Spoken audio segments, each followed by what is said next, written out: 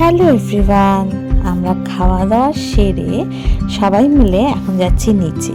নিচে একটা ঝিলের মতো আছে, পাহাড় আছে, তো ওটাতেই যাচ্ছি আমরা নিচে নেমে।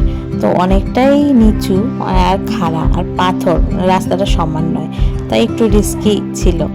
তো নিচে নেমে দারুণ লাগছিল, এত সুন্দর লাগছিল, বেশি ঠান্ডাও ছিল না রোদও ছিল না।